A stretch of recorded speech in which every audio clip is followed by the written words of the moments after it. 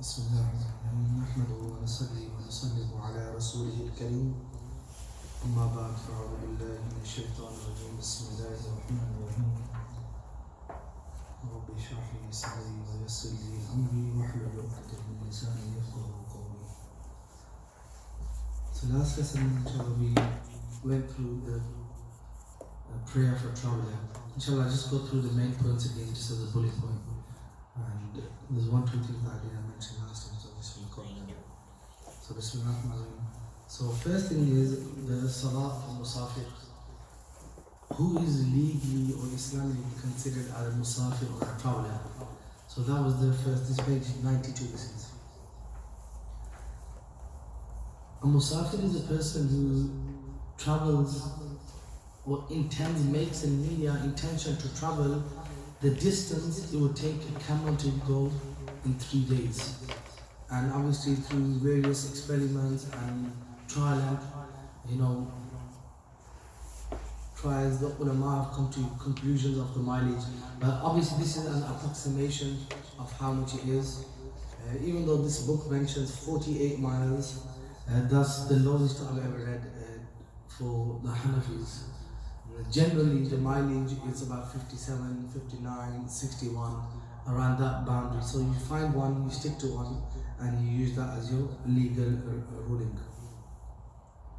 So we take the 59 one for example. So imagine 59 miles is the mileage you need to intend to become a musafir. And obviously traveling outside of your city boundary. So if you're, for example, delivering for Amazon, we give them a promotion. Yeah? So Amazon, for example, and you're doing only rounds in Luton, you're not out of your boundary, so you're not musafir. Even if you got 140 drops to do, then it'll be more than 57, 59 miles because they make you do a lot of mileage, then you're still a local resident. If it's outside of your city limits and you know that you will exceed the 57 miles, so now when you make the intention to do all this delivery and these jobs, automatically you become a musafir because your intention is 57 or more miles with outside the city limits, outside the city boundary. So that's one of the intentions. So when you start traveling, at which point does this start, or you start shortening your prayer? Is as soon as you leave the boundary of your city. So if I'm making intention to go to Birmingham, for example, that's like 75, 80 miles. Soon as I leave the boundary of Luton, which is like practically 1 mile probably down the M1, I'm automatically considered as a musafir. So if I stop at the first service station in Toddington, then even though it's like 2-3 miles down the road, right, I will automatically be a musafir and I shorten my prayers. And why? Because I made the intention. Is the intention you make at the get-go, at the start of the journey, right? So as long as the intention is there. If your intention is just to go to Milton Keynes, then and as soon as you leave the boundary, obviously that's less than 57 miles, so you won't be a musafir. As soon as your intention is above 57 miles or 59 miles, then you become a musafir. What happens to your prayers in this time? Any fard which is 4, it becomes 2. So your 4 fard of Zuhr become 2, Asr becomes 2, and Isha becomes 2. Your sunnahs and your nafils, they all remain the same, and also your witr doesn't change as well. They mentioned 2 scenarios. One is you're continuously on your journey. Imagine I'm going on holiday to Spain, and I'm going to be traveling for 1 day there, traveling, getting to the hotel all that day. 3 days I'm going to be relaxed in my hotel. One opinion is that whilst you're traveling on the journey, airport, traveling, getting there, hotel, then you only do the fard. You only can suffice on the fard salah. Why? Because you're a traveler, Allah is giving a leeway on shortening the fard, then most definitely you don't have to read the sunnah and nafil as well. But when you reach a place where you chill down, relaxed, and you got the time to do it, then you read your sunnahs and nafil, but the fard still stay halved. That's one opinion. So whilst you're traveling, you read your fard only, and when you get to the destination where you're going to be relaxed, maybe a relative's house or something, you include your sunnahs and nafil as well, you pray them. And the other opinion is that you can suffice only on your fard no matter what's your situation, as long as you're a musafir. Another point to mention here is about a person who, or how long does your intention need to be. So for example, I made the intention to travel to a relative's house in Manchester, and on the way there, obviously I'm a musafir because I'm going over 57 miles. Now when I'm staying at my relative's house, am I considered a musafir or not? Right, because that's a place where I'm relaxed, I'm comfortable. It depends on how many days you made the intention to stay. If you made the intention to stay 15 or less days, you're musafir. So even if it's 14 days and a half, then you're musafir, you read short and you pray all those 14 days. But if your intention is to stay 20 days, then soon as you arrive at that place of residence, you have to start reading full namaz. Right? Even if you don't stay. Imagine after 1 week something happens, you need to come back home. Because your original intention was to stay 20 days, then obviously you have to pray your full salah as soon as you reach to that destination. Right? So there's two things now. One is the mileage you have to make the intention for, and the second would be how long are you going to the place where you're going to stay up. Yeah, so that's also important. Another important thing was, which I missed last week, was about the traveling of women. This is something very, very important. How many miles can a woman travel? You know, today we live in a society where there's equal rights, right, and equal pay and all this, equal job roles as well. They want to do the job of men, for example. Now men commute to work, they want to fit in as well, they want to commute to work. So you have sisters who are traveling different places for work. First thing is, are they Islamically allowed to travel? Yeah, so now we have to come back to this ruling of safar. If they travel the mileage of a musafir, which is 57 or whichever mileage you take, we take 57, right? If they make the intention, I imagine they're working in Birmingham, they commute there, stay there 2-3 nights, they come back home. It's haram for them to travel without a mahram. Yeah, so you know, now women do this, like they, for example, I know back in the days the men used to say, let's go Bradford, Martin or let's go Manchester, the Martin family. Now women are like, I got my own car, mate, you stay at work, I'm taking my own car. Islamically, this is not allowed. If they are traveling on their own without a mahram, more than the mileage is guna for them, it's a sin. Hence, you know, normally we only hear this masala when women want to go on Hajj. They say they can't go Hajj without a mahram. It's not that Hajj won't happen without a mahram, it's that you can't travel without a mahram. That's the foundational ruling. So a woman can't travel. The ulama have even wrote that if a woman doesn't have a mahram, even if she got the money, everything lined up for Hajj, if she doesn't have a mahram, she doesn't need to do a Hajj. Why? Because she doesn't have the means to get there. Right? So this is something that's extremely important. So when a woman makes the intention to travel more than 57 miles, then her mahram needs to be there. Her mahram would be anyone she can't marry, and then her husband included on top of that. Right? So apart from her husband, all other male relatives that she can't marry, her father, her son, and obviously it won't be like a toddler, she grabs a 1-year-old and say, I'm going. No, it has to be someone who's baligh, who's sufficient enough to be a mahram on the journey for her, to be a musafir for traveling with her. You know, if she's traveling for work, so she needs to provide for her family. Like when she works, she gets the money. Technically speaking, right, if a woman generally is in that situation that she needs to provide for her family, most likely, like 99% of the time, she will get a job within 57 miles. 57 miles is a long, like for example, all of London is within 40 miles. Yeah, so if you put it that way, like 57 miles is not like a small distance. Yeah, so generally they would find a job within 57 miles. Imagine a rare scenario where a woman, she has to provide for her family, she's got no other means, and the only job she can get is 65 miles away. Imagine, right? That'll be like a rare scenario where the woman, that's the only job she can find on the whole radius. Then for her case, generally she'll ask the mufti, because that's these, like, I can't generally say that she's allowed. That'll be a mufti's position, where a legal qualified mufti would say, okay, give me your circumstances, and then he'll try to find her solution with her circumstances. And then when they get to that conclusion, okay, there are no other scenarios, she can't, okay, only for you. Don't go around telling all your sisters and all your mates that, I'm chilling, Mufti Sahib said I can go. Right? This is what normally happens. And this is one of the biggest problems in social media.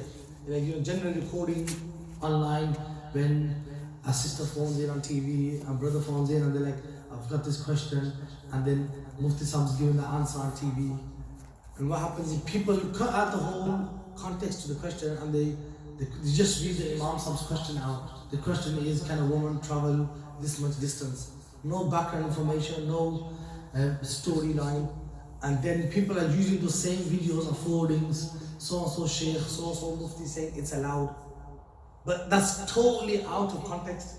Right? So therefore it's important, especially when it comes to fiqh rulings, don't just get like a 30-second or 1 minute audio clip from YouTube and then apply the rules. So for that kind of scenario, a woman should basically go to the mufti, get all the details down, and he asks it. Because sometimes people look for excuses when they have, just trying to wiggle their way out, give half the information. So the mufti will question her and then get to a conclusion, and then he'll tell her what to do only for her situation. She can't go and say that, oh yeah, you know what, I couldn't find any other job, so Mufti said I'm allowed to travel, and then her mate says, yeah, I can't find any other job as well, I'm good as well, where do you work? Yeah, it doesn't work like that. So it has to be a case by case study. So that's something important to keep in mind about the safar, or the women traveling on their own without a mahram. I know now Saudi Arabia, people who follow Saudi when they feel like it. Saudi has opened it up to women can come on to Hajj on their own without a mahram. Tourists. All this is done through propaganda of the West. Why? Because even the Umrah visas we get, they're not Umrah visas. Most people are going on 90-day tourist visas, or 1 year tourist visas, which they utilize, and then they can go. There was a video which was sent to me a few days ago, where you could say Western women dressed without scarves, wearing vests and jeans, walking in Medina Sharif, in Masjid al-Nabawi Sharif, and then the cops pulled them over, and then they had pulled that jubbah from the bags. And this is happening now. Why? Because the restrictions of the visas are opened up for tourism to make money. So hence, what we see basically in England was happening in Masjid al-Nabawi Sharif, and these are the signs of Qiyamah as well, where sanctity of the Masjid al-Haram, it should be to the highest degree. So the religious police, or whatever you call them, shouldn't they abide by that and tell them that don't give them the tourist visas and everything? So generally, even though in the video that there's police officers questioning them, and then they start pulling the jubbah out the bags, right? And then they had black jubbah in the bag, until the Goriando, right? And they had all that in the bag ready because they knew they're going to get pulled over. But these are other things. When the police officers' hands be tied as well. Why? If the government's allowed opening the gate, they can't just be chasing everyone, prove you're a Muslim, prove you're a Muslim. There's a limit the police can do as well. So generally, like boils down to the government. It hasn't happened in so many years, but all of a sudden, tourist reason, all this opening. Will they then get the punishment for it, for allowing this thing to happen? Yeah, that'll be on their shoulders.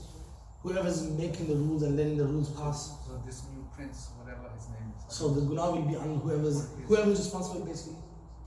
Even like now, there's other scenarios where YouTubers are going, Jewish YouTubers in Masjid Haram Sharif, Masjid Nabawi Sharif, and making videos, and they're all over YouTube.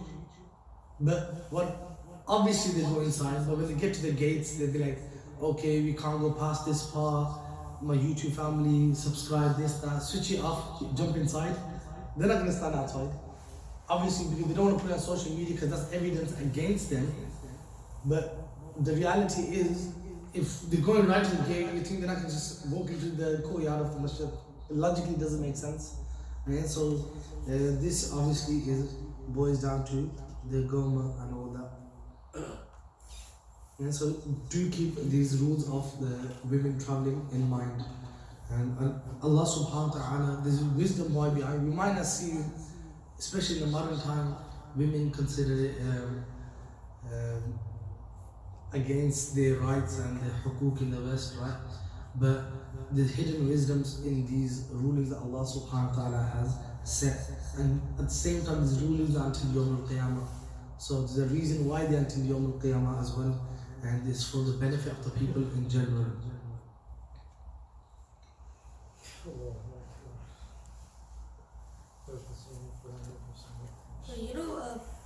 for a woman, a mahram, say if like a lady's father passed away and the mom got married and she had like a stepdad, would that be her mahram?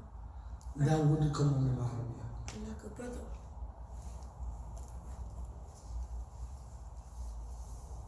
Anyone that you can't marry, some of the relationships, right, they are formed through blood, like a normal father would be a mahram, a son, an uncle, a granddad. Some relationships they weren't your mahrams first, but they become a mahram after nikah is done. Like for example, you marry a woman and your mother-in-law basically, she becomes a mahram for you, right? So but that's like a second category of mahrams that you automatically get once you are married to someone. But that, like for example now, a person who married a woman, you can't marry two sisters at the same time. Obviously you can marry one, if she passes away you can marry the other one. You can marry one, if you get divorced, you can marry the other one. But you can't marry both of them at the same time. Like men can marry 4 women in Islam, right? But you can't marry 2 sisters at the same time. But it doesn't mean because you're married to one, the other, your sister-in-law is your mahram. Right? Yeah? Just because you can't marry her, because normally they say mahram is the one you can't marry and so on. So obviously she can't marry her brother-in-law because her sister's married to him. But at the same time, that's a temporary rishta. Is until his wife is alive. If his wife dies, he can marry her. If he gets divorced his wife, he can marry her. So that's a temporary mahram kind of issue. But it won't be the mahram in the sense that they're allowed to shake your hands. They're allowed, the way you're free with your mother, you can see them without a scarf. Those restrictions of the parda will still apply. Yeah, so parda will still apply, but you just can't marry your sister-in-law. But your mother-in-law, the parda ones become relaxed as well, the rulings regarding parda, because even if your wife passes away, no matter what, your mother-in-law will remain your mother-in-law. Yes, so the rishta or relationship of mahram will stay until death do you apart. Yeah? So like they say. So inshallah, that's the main gist of or some of the things that we briefly need to go over from the chapter of traveling. Moving on to the chapter of a person who is sick. It says, if it's difficult or impossible for a sick person to stand in prayer, he may pray the fard prayer sitting down, yet still doing ruku and still doing sajda. So the first scenario they've given, the person just can't stand up. He can do the full namaz, the only thing he can't do is stand up. Right? So he will still need to do his ruku, he will still need to do his sajda. I.e. he can sit on the floor because he can't stand. In this first scenario, he can't sit on the floor. So he mentions here that he will still do his bowing by bending his head. So imagine if he can't stand, the second option is not the chairs. Right? The chairs is the guy who can't stand and can't sit and can't lie down. Right? So he'll be on the chair, the guy who can't stand or sit. So any person who came to the masjid to read namaz, or even at home, he can't stand up because of his illness. He can't sit on the floor because of his illness. So then he sits on the chair. Right? What other people do is, they walk to the mosque 1 mile, they do gupshup before namaz, they sit on the floor, have chasha in the mosque, and then namaz and they grab a chair. Yeah, that namaz, that salah is invalid. So, first scenario they mentioned, he can't stand up. Imagine you have football, he broke his leg, bust his ankle, he can't put weight on his foot. Even if he can stand on 1 foot, he can stand. So he still has to stand. So the ulama mentioned that even if he requires a stick to stand, he should still stand, and he can do the rest, he can do the ruku, sajda, everything. But just the standing part, if you can stand with a stick and without difficulty, like sometimes obviously through old age you get so weak that you just about standing with the stick and it's causing you difficulty in namaz, that person can sit down.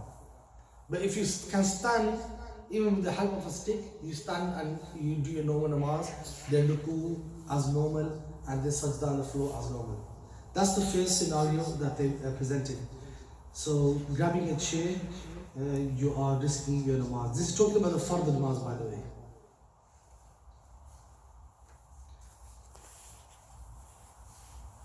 If he can't stand and he's going to sit on the floor, they mentioned here, when you sit on the floor, the person has the option like of how to sit, because he might not be able to sit in at-tahiyat properly.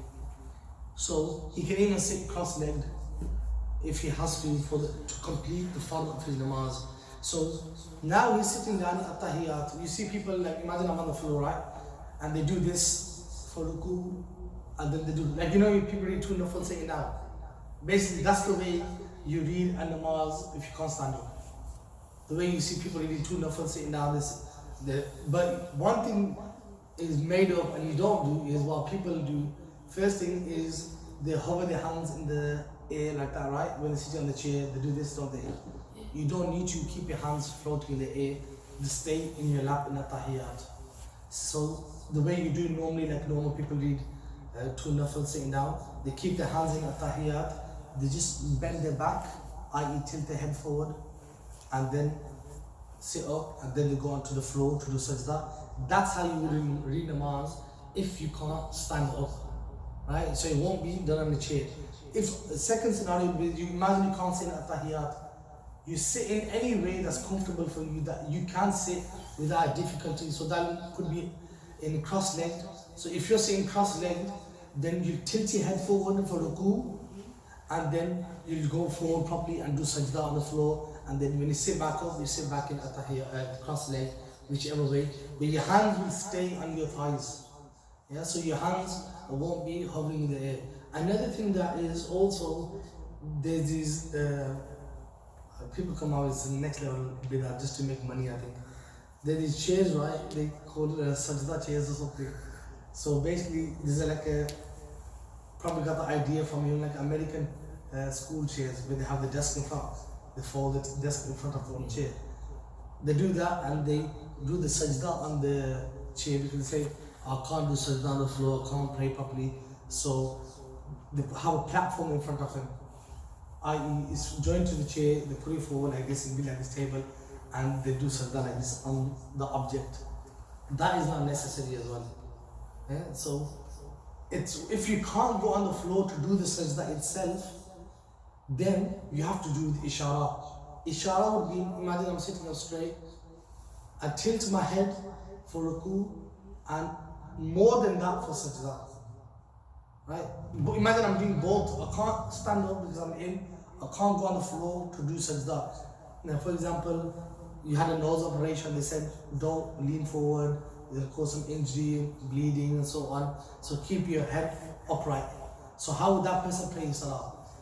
Imagine he's sitting down and this is his ruku,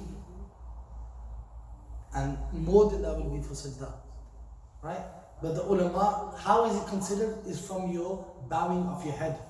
Obviously, naturally, when you take your body down, your head will go more. So the person just went like this for ruku, and then went like this for sajda, that would be sufficient. They don't need to do any extra movements or bring some tables in front of them.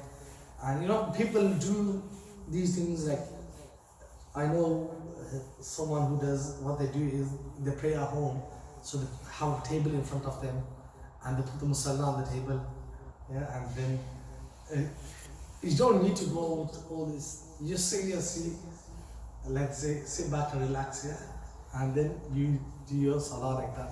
But on a serious note, it would just be sitting down, slightly lean forward for ruku, and more than that for sajda.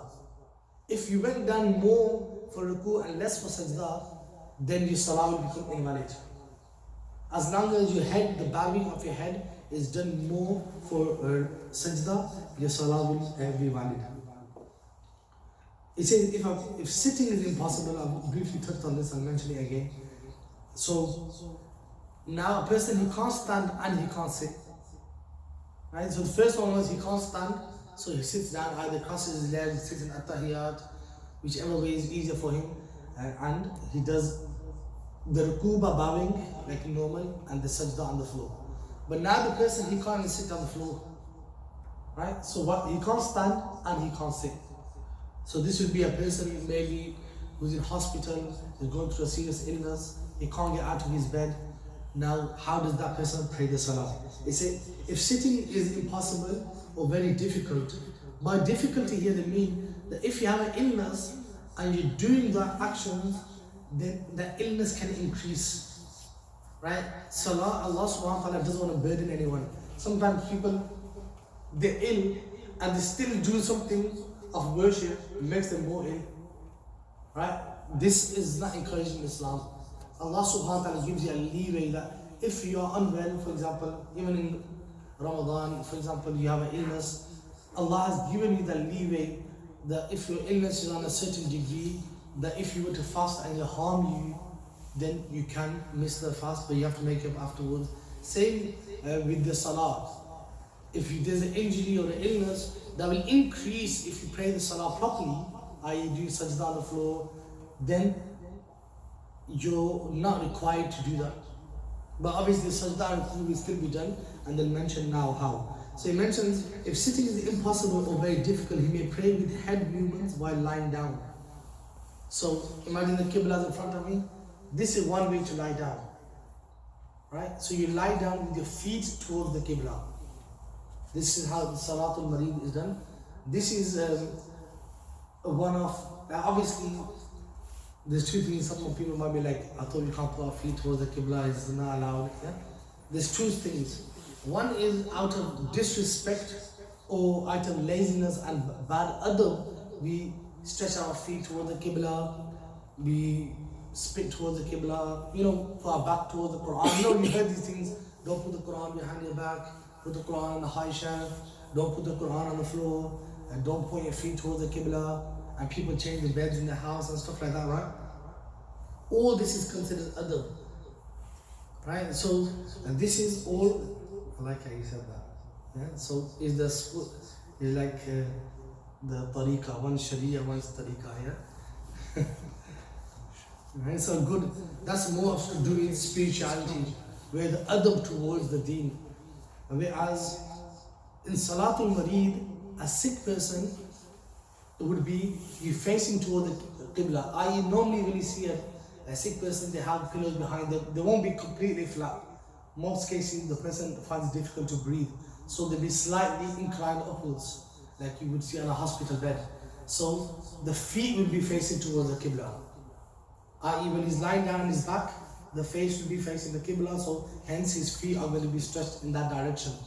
Then he will raise, imagine he's lying down, he'll raise his head slowly, a bit for ruku, and then raise it a bit more for sajda. That's how he will read. And so he says he will pray by head movements while lying down. That's one way to lie down, on your back with your face facing the Qibla, and the other one will be on your side with your face direct towards the Qibla. And this is the way a person, for example, is buried in the Qabristan. The body is put to the right side, and then that's why the graves are facing this way. So the right side of the person when he's lying down is facing towards the Qibla, right? So that's how people are buried. So when the person is unwell, then that's the second way he will lie down. Imagine if you lie down on his back. Some people, when they lie down on the back, they can't breathe properly. Hence, if they lie down on the side, they can breathe. Now, obviously, they have to turn with their face facing the Qibla when they're on their side, right? And then pray with head movements. As long as the movement or the nodding for the ruku is less, then the sajda will be valid. If it's the other way around, you do more for ruku and less for sajda, the salah will not be valid. And this is if a person obviously has the About L&D, you can't change the bed. and that's what I was gonna say now, Yeah. because it doesn't mention that here. And I was gonna say, like, imagine in a scenario that you can't change the bed and so on. So either, I know I went to see an ill person once in the house, and because the house was so tight and small, the beds couldn't be put the other way. So they were like, oh, we're forced to put the bed in this direction. We can't change the direction of the bed because of the house size. So can we leave it like that? Now the person who's obviously unwell, like even in the hospital, for example, that person on the bed in the hospital, they're not going to let you rearrange the hospital because you need to do namaz. Those beds are in the hospital, they're going to stay the way they are. You're going to lie down if you can't get up and so on. If the person, he can't get up and change the direction, or then he prays in whichever direction he's possible is allowed for him to pray. So if the bed in L&D is not facing towards the Qibla and he hasn't got the ability to face the Qibla himself, i.e. getting up and praying, and he's bed bound, then he will pray in the direction that he's in, which is whatever direction the bed is in. It also mentions that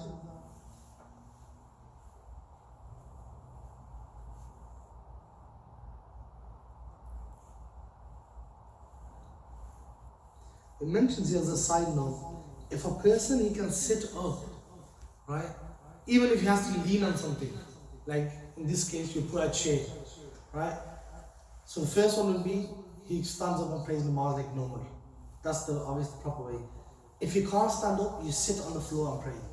If you can't sit on the floor, then you sit with the support of something, i.e. that's when the chair will come in. Then if you can't even sit with the support of something, then you lie down and pray. That'll be the last resort of how to pray, right? Some people, they can't sit up, even on the hospital bed, they can't sit up. Even if they're going to turn around, sit on the edge of the bed, or however it is, they can't do that, but they still choose not to get up off the bed, right? Then that person's salah will not be valid. Why? Because they could at least sit up and pray. So they should have sat up and prayed. And so that needs to be considered and kept in mind. So there's levels. So if someone's praying and they get like difficulty getting up, can they use someone with the will to help them get up? Yeah. So that would be valid. So that's a good question. If someone, this can happen in the middle of namaz as well, right? Like I know that I'm vulnerable to this. My knee, I had a knee injury in football. With my right knee, it gets locked. Alhamdulillah, it hasn't happened in Jamaat.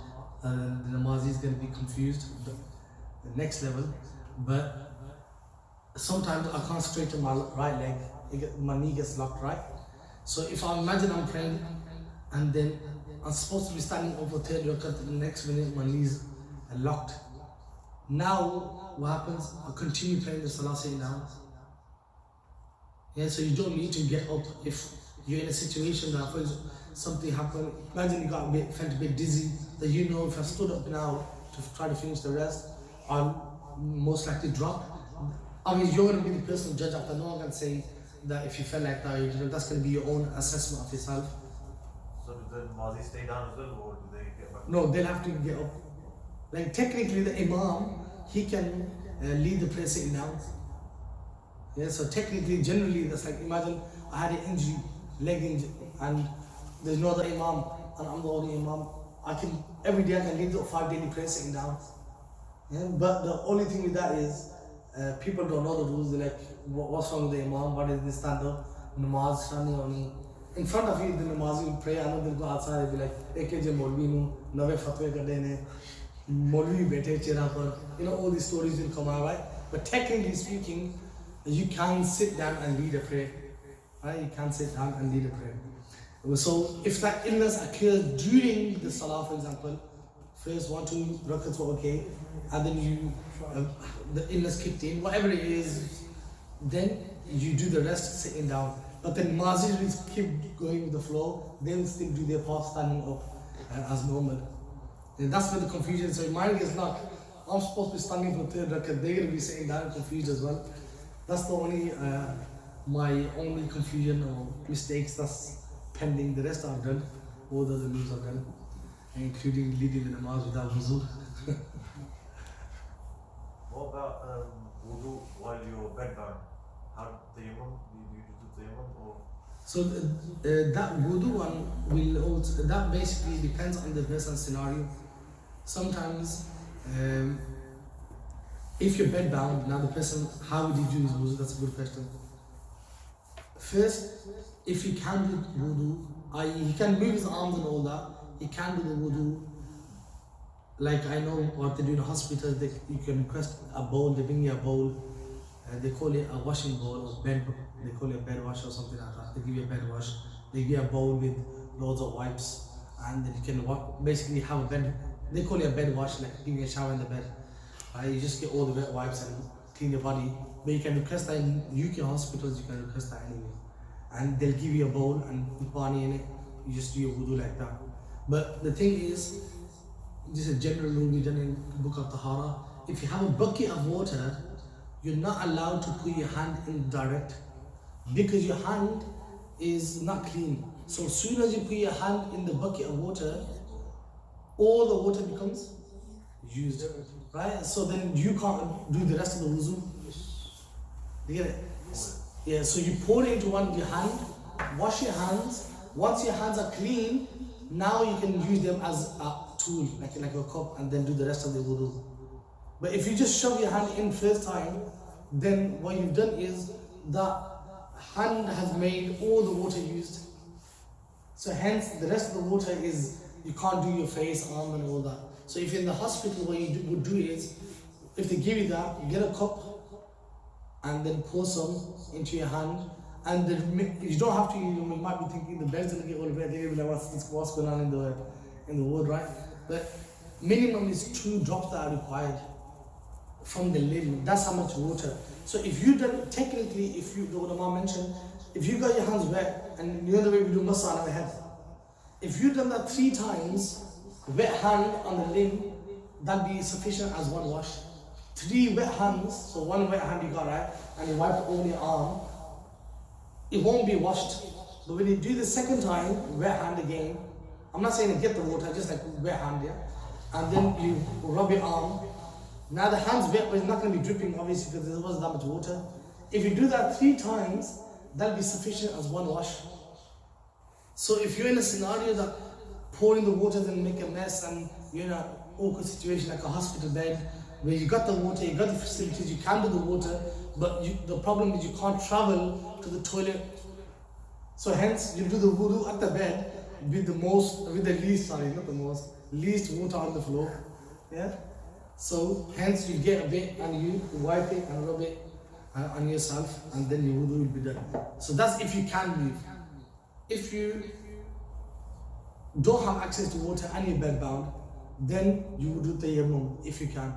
And imagine you're in a scenario that you can't get out of bed, you're bedbound, and you can't do wudu, and you can't do tayammum because you don't have the means, or you're in a, like for example, a hospital bed, there might not be something to do tayammum with, it's all plastic and all that. Then that person, he'll be excused from the namaz.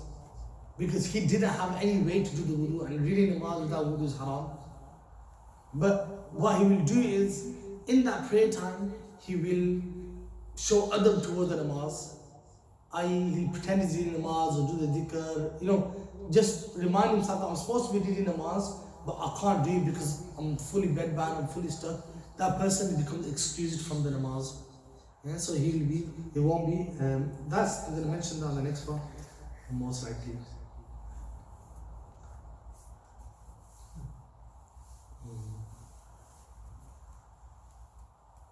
It says if a person is unable to perform head movements, then he does not pray. So that was the lowest level, right? First was standing normal, then sitting down, then sitting down, leaning on something, then lying down. Imagine you can't even lie down, you can't even move his head. So obviously if you can't move his head, you can't do the ruku, sajda, nothing. Then it mentions here, and then he does not pray. That person, obviously, you can't even do anything. So how is he meant to pray? Yeah? And if this day lasts for over a full day and night, then according to the most scholars, he becomes absolved of those fard prayers. Meaning he does not need to make them up later. He doesn't need to do qaza of them if he's lasting more than 24 hours.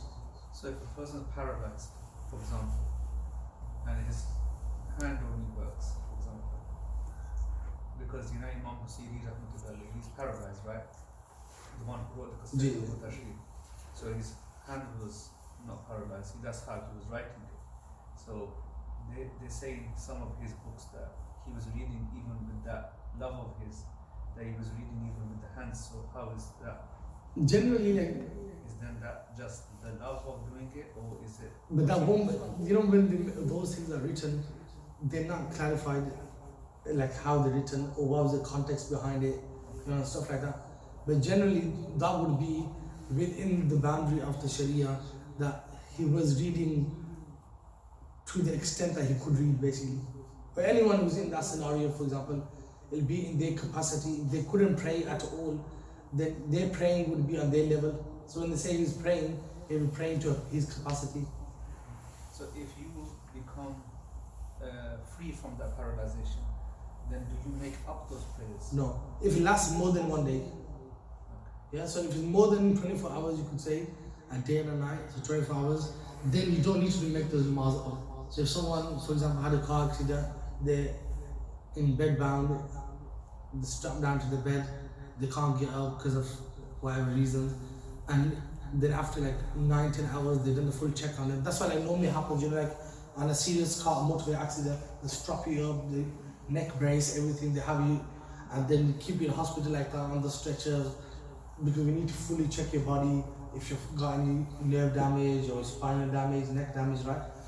And then after a few hours, what those people do is they obviously are allowed to stand up and walk around. That won't be included. Those people, if they miss any namaz in that time where they couldn't pray the salah, the circumstances, they will still make qaza of those namaz. But if that situation lasted, that they couldn't pray for more than 24 hours because of the illness, then they'll be absolved from those prayers. Yeah, other scholars have maintained that he must make them up upon recovery. Yeah, so both opinions are there. So he says the first position, which states that he becomes absolved of making those prayers, is stronger, and this with the fatwa is on, right? And so because the whole point is, a person who misses in namaz, he has to make it up, right? But a person who can't pray his salah because of a valid reason, Allah doesn't burden a person. Like for example, a woman on a monthly cycle where she can't pray, she doesn't need to make the namaz up. It's not like every month she'll have to do those namaz up. For the rosé she has to. Why? Because it's easy to make the 4 or 5 rosé up, because you have 11 months to make those fasts up. Whereas the prayer, if they had to make the prayers up, then every month, 7 days, they have to do qaza of 7-day namaz. Every single month there's like 70 days of qaza, if you're going by the higher margin, right? Throughout the year or so. And that's a mercy from Allah subhanahu wa ta'ala.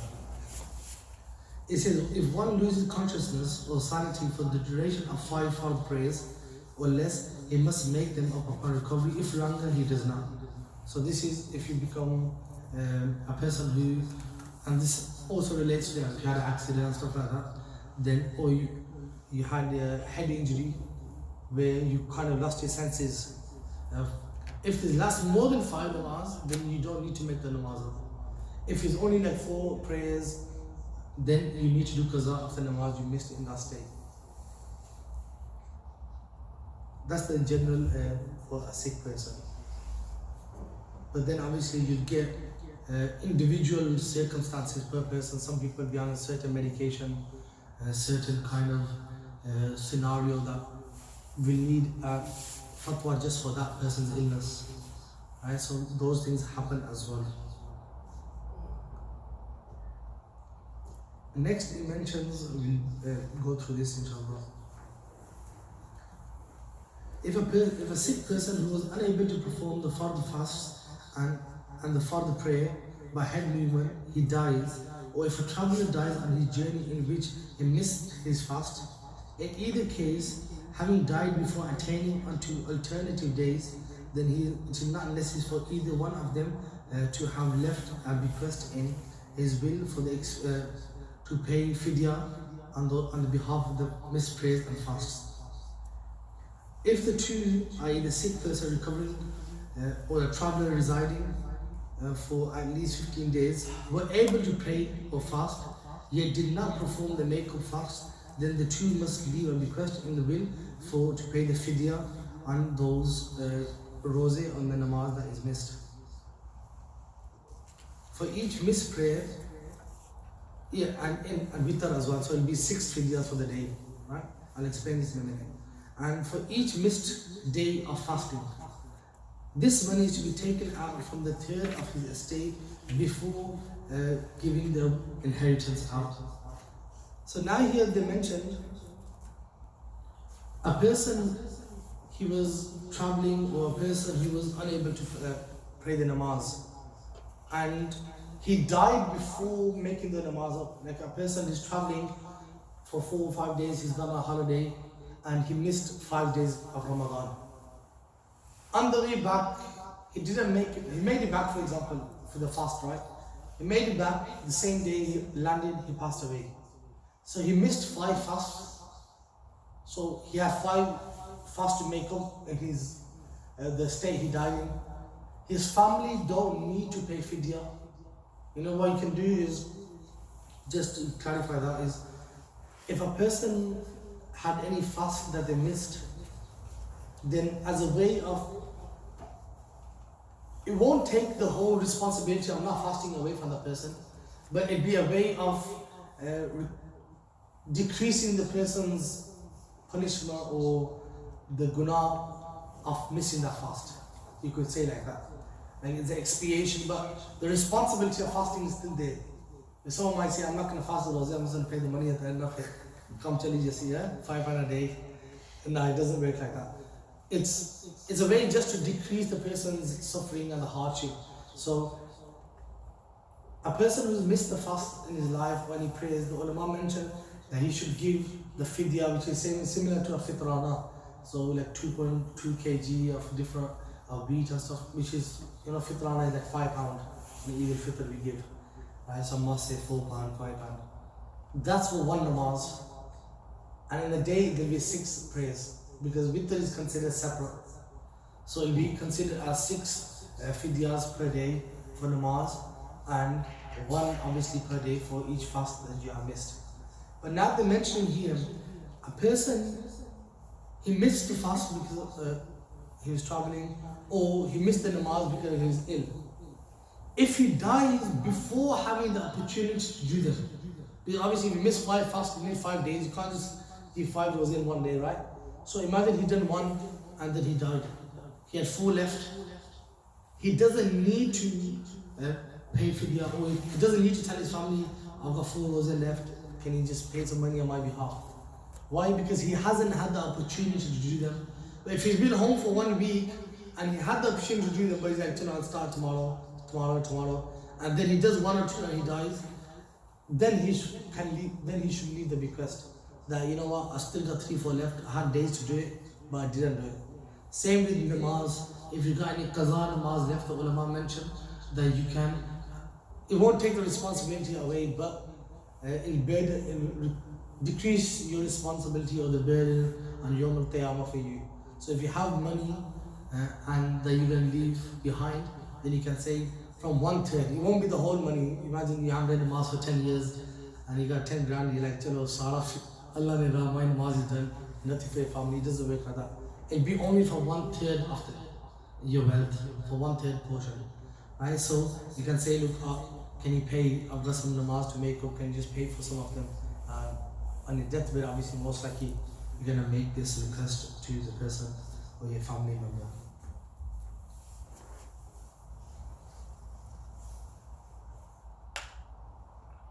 It says,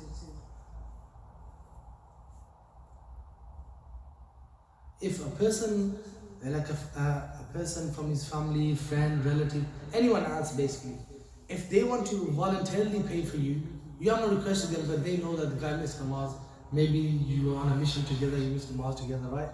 Whatever it is, then in that scenario, that friend or the family member, they can pay voluntarily on your behalf is what is valid. So it'll still decrease your burden on Yawm al-Qiyamah.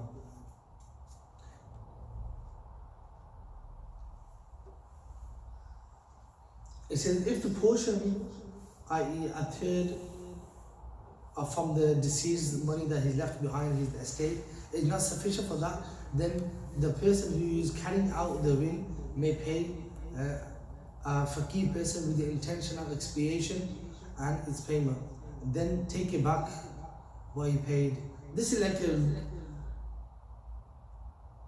like a legal loophole, but even though it's there, right, it's not like a person of taqwa won't do this, right? The fatwa is there, you can't do this, a legal loophole, but fatwa would say that you don't do this. Like for example, I need to pay 1 grand zakat, right? And I think, you know what, Sufyan, he's broke, I need to give him, it's only a spider. Yeah? So, most will be falling in like the last 10 minutes, I think why his eyes were there. Right? So then,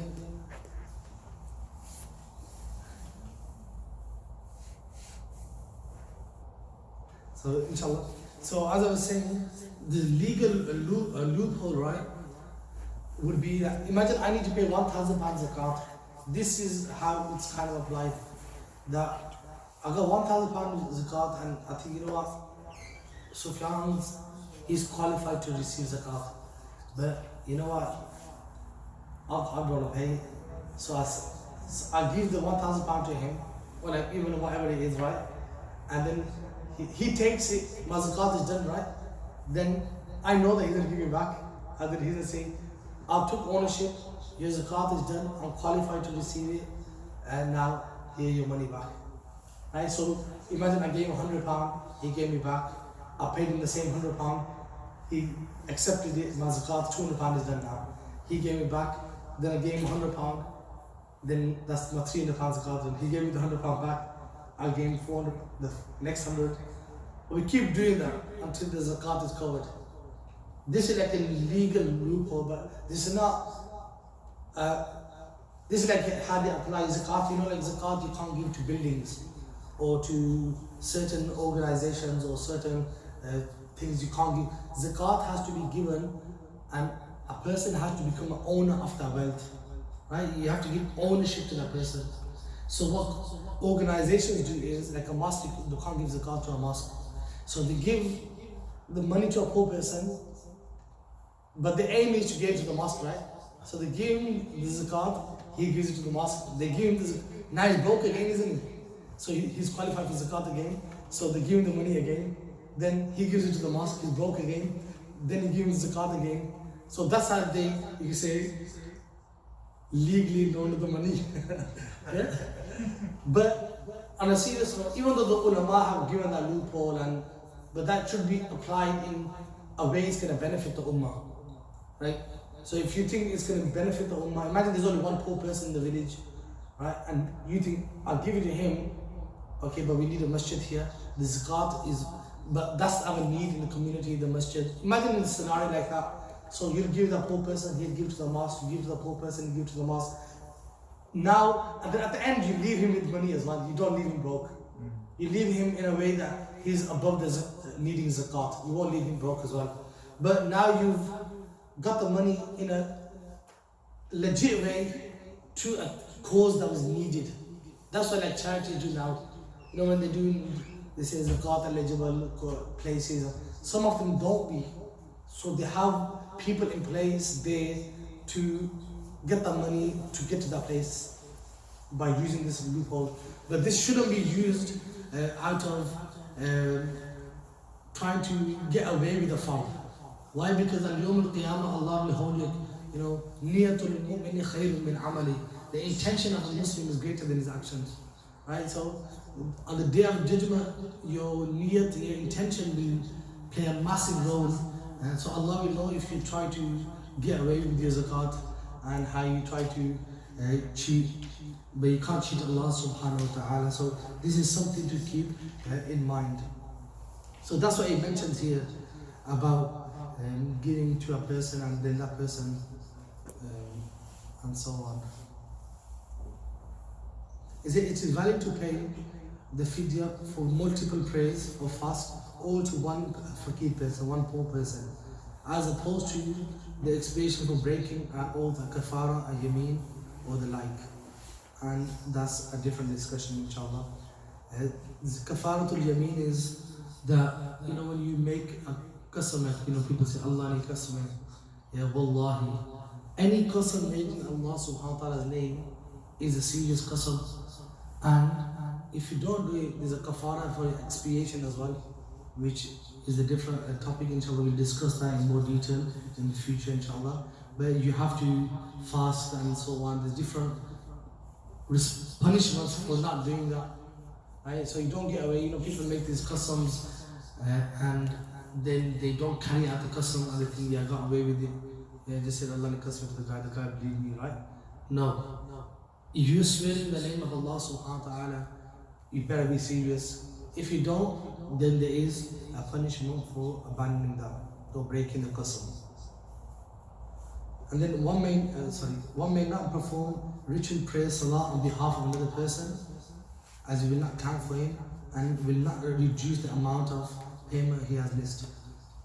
So he says, like, you know, sometimes people miss Hajj and the children afterwards do the Hajj for the person. You can't read namaz for someone else. Because that's what he's saying. If a person died in 10 namaz, you pay the money if you're gonna try to help him, but you can't say, I need 10 namaz for him. It doesn't work like that. That's what he mentioned. Does the one is turned to like nafil? For you, it'll be like nafil ibadat. Right? If you did do that, you try to say, you know what, I'll read in namaz for him. For you, it'll still be considered as worship. You took your time out to worship Allah subhanahu wa ta'ala. That won't go to waste. But for him, it's not gonna reduce his namaz. It's like, if that was possible, the person says, I haven't read namaz for, so many years. So there's 50 kids in the madrasa. Chalo, sare zor paro. All of you do asr now. All of you do maghrib. That's my zors, yeah. And then we got 350 here, every day. Yes, but it doesn't work like that. And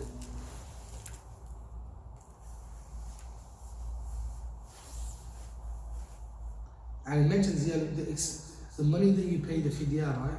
It will be given to a poor person, and it won't be like a guarantee that your gunah is gone. Because namaz is namaz at the end of the day. The zakat and the hajj and all these ibadat. If they were fard and you should have done them, you missed them, right? But here it mentioned that you just be hopeful that Allah subhanahu wa ta'ala will pardon you and overlook your sins. Why? At least you've let him. On deathbed, obviously you're going to leave a will.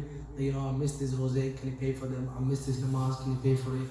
And then with the hope that Allah subhanahu wa ta'ala will pardon you and forgive you. And we mentioned in the hadith that I am what my servant thinks of me. If you think Allah is not going to forgive you and He's this and that, then you don't deserve forgiveness. Why? Because you think that of Allah subhanahu wa ta'ala.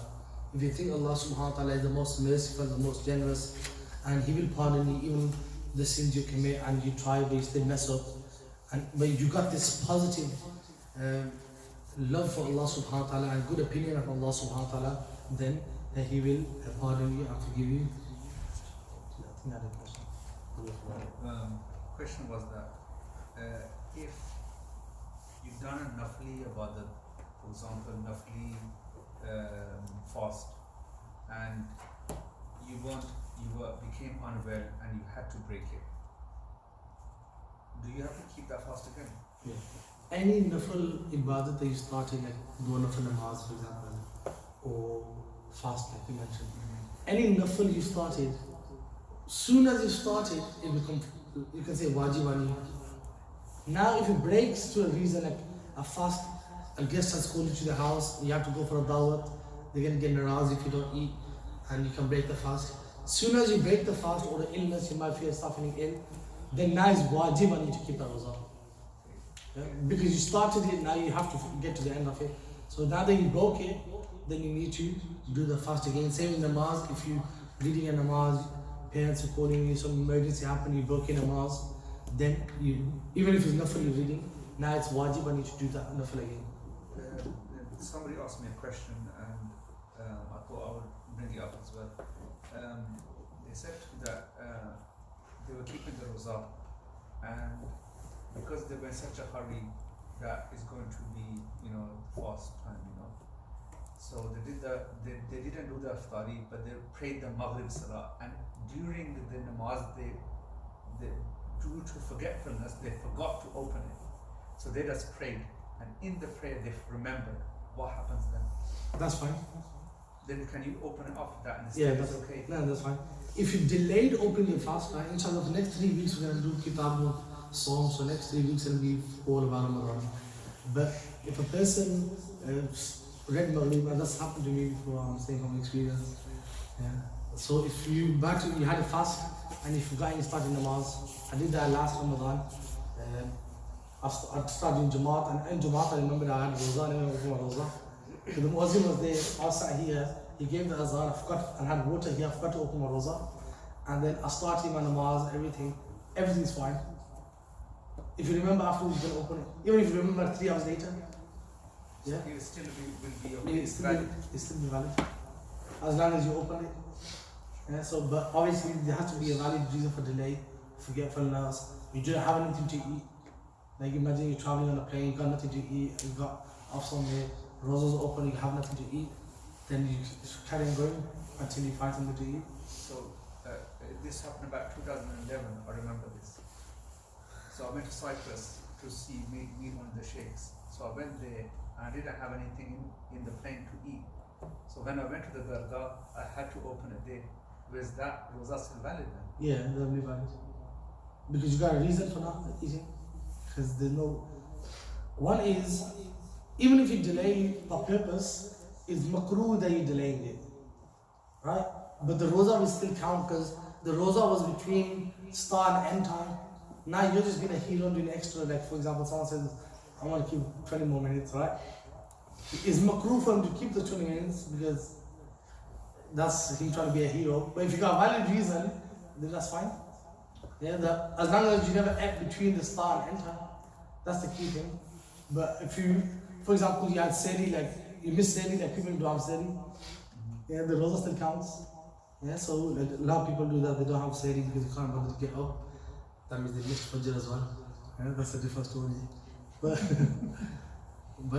you can fast it counts. Inshallah, next 3 weeks we'll go in more detail about Ramadan as well, inshallah. آمين اللهم ربنا آتنا في الدنيا حسنة وفي الآخرة حسنة وقنا عذاب النار اللهم إنا نسألك علما نافعا ورزقا طيبا وعملا متقبلا وصلى الله تعالى على حبيبه محمد وعلى آله وأصحابه أجمعين برحمتك يا أرحم الراحمين.